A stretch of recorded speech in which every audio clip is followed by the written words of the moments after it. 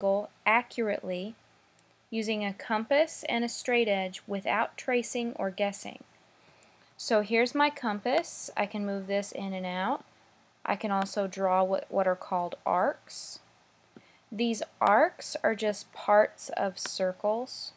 So if I were to draw this whole circle all the way around, you'd be able to see that. Okay, so you can see that circle there. The straight edge could be a ruler. It doesn't have to be a ruler because we actually don't measure in constructions. We do not measure in constructions. We only use the compass and use this to draw straight lines if we need it. Okay, so we have some constructions concerning segments first. We're going to construct a line segment that is going to be congruent to this one. So using a straight edge, so line up something straight, lightly draw a ray. So I'm going to draw a ray that is somewhat longer than AB. Okay, so I'm trying to draw a segment that is exactly the same length as this segment. Okay, I just made it a little thicker so we could see. Okay, we can tell that's a little bit longer, so I want this to be exactly the same length as my original segment. Make it a little smaller. There we go. So the first thing I need to do is locate and label point D as the end point of the ray. So my end point is here, so that is point D. I'm going to open my compass so that the point of my compass is on A and the pencil of my compass is on B. Now I'm going to have to rotate mine a little bit.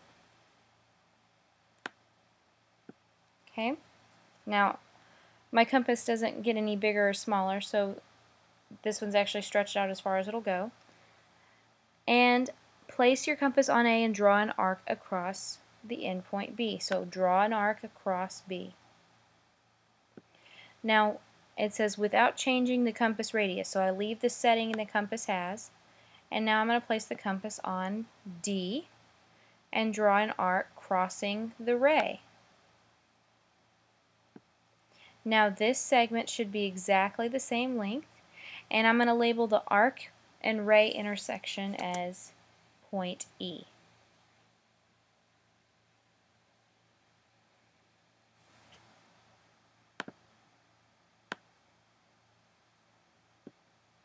I'm going to move my compass out of the way. Now, to show you that these are the same, I'm going to now drag this on top of my original segment. So I can now see that DE is exactly congruent to AB. And that's the congruent line segment construction.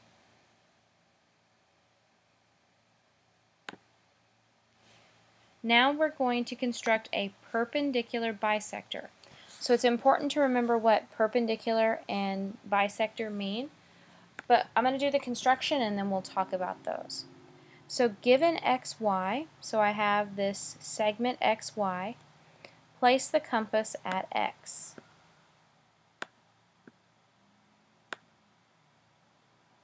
So I have my compass on X. And now it says adjust so that it's more than halfway. So halfway is about right there. So I need to go more than halfway. So about there. And I need to draw an arc. Now it says without changing the settings, place the compass at each end of XY and draw arcs. So I've drawn this arc. Now I'm going to do the same thing from Y.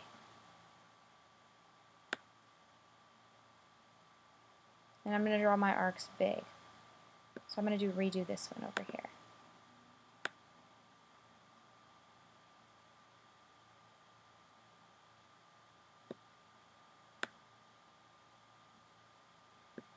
Now these two arcs that I have made, those two circles, actually have intersections here and here. So what I'm going to do is actually connect that with a line going straight through those intersection points.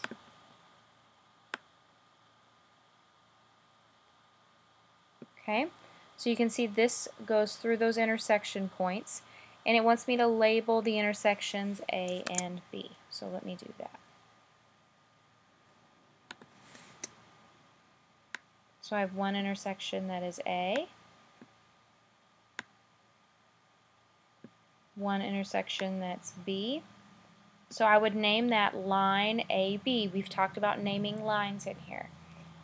Now you can see here that that intersection crosses that line. Now it makes a perpendicular bisector. Now what does perpendicular mean? Perpendicular means to make right angles. So AB makes a right angle with segment XY. It also is a bisector. That means that it cuts that in half. So if I were to measure, you can see here that my whole segment is about 7 centimeters long. So 7 centimeters, you take half of that. My perpendicular bisector should be at about 3.5, and you can see that's true. 3.5 centimeters is right about there. So we did the construction correctly. A perpendicular bisector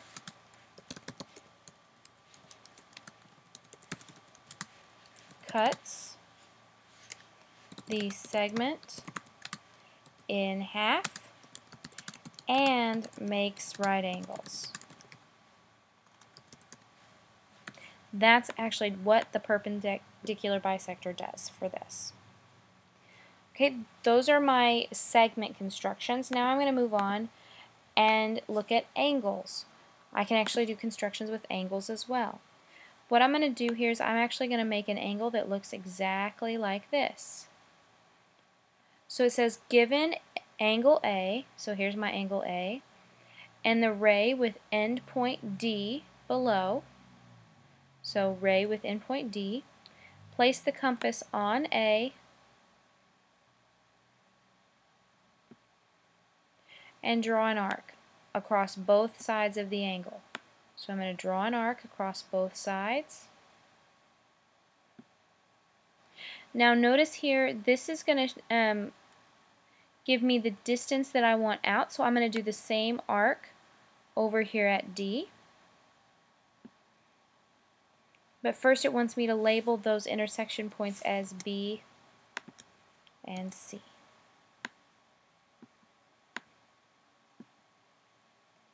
So if I were going to name this angle with my 3 points, that would be angle CAB or angle BAC. Alright, it says without changing the compass radius, place the compass on D and draw a long arc crossing the ray. So a long arc crossing the ray would be like this. And label the intersection of the arc and the ray as E. So the ray and the arc cross there, so that is my E.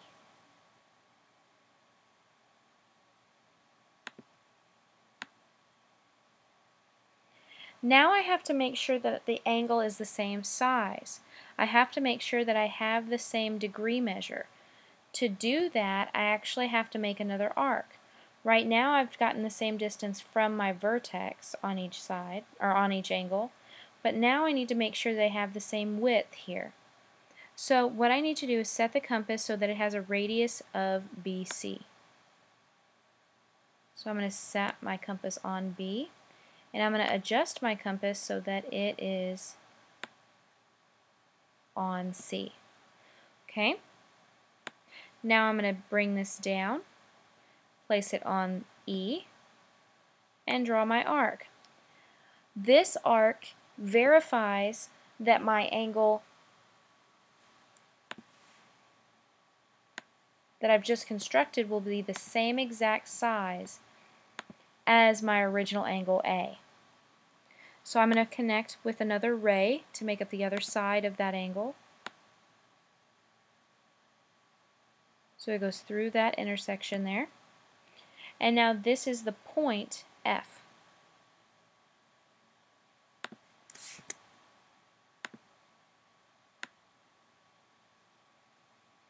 So now CAB is congruent to FDE, and we can actually verify that.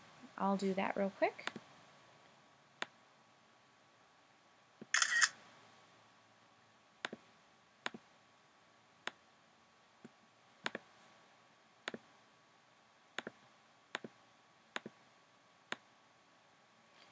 If you see here, now let me turn it a little bit because my picture's a little off.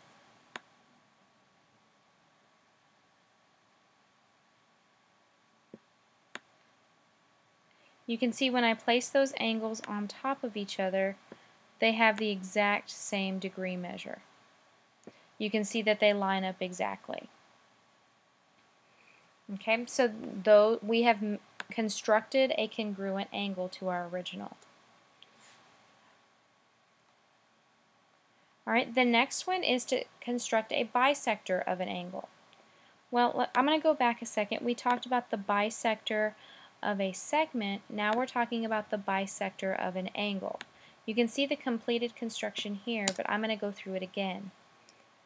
So given angle P below, I'm going to draw an arc across both sides just like I did on the previous construction.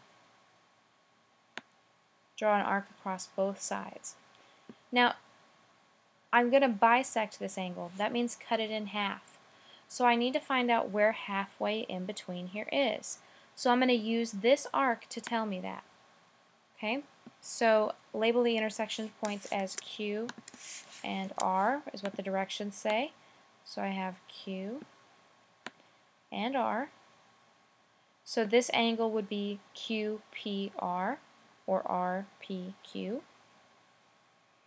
Now it says place the compass on Q and draw an arc across the interior of the angle.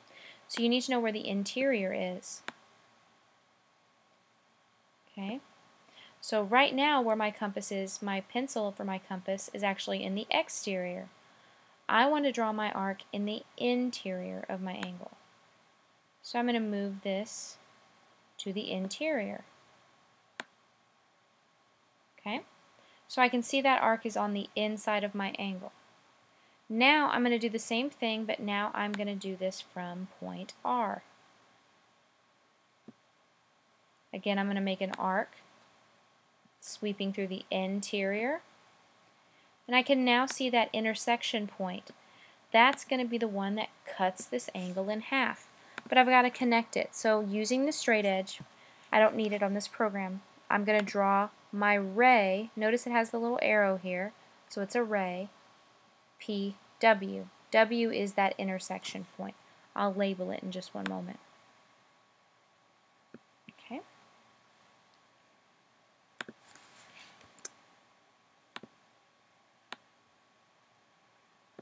So now angles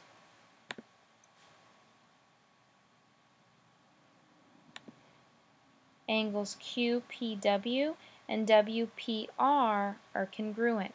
And I'll actually measure these angles with the protractor and verify that they're congruent.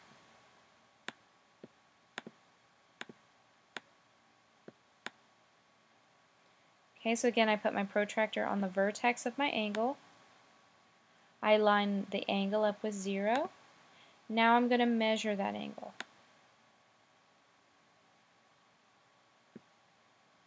Okay, so I'm going to move this here. And I see I have a 27-degree angle. Now let's see.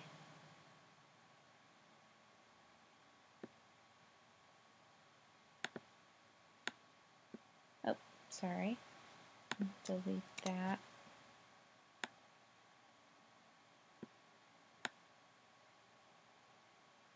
Try that one more time.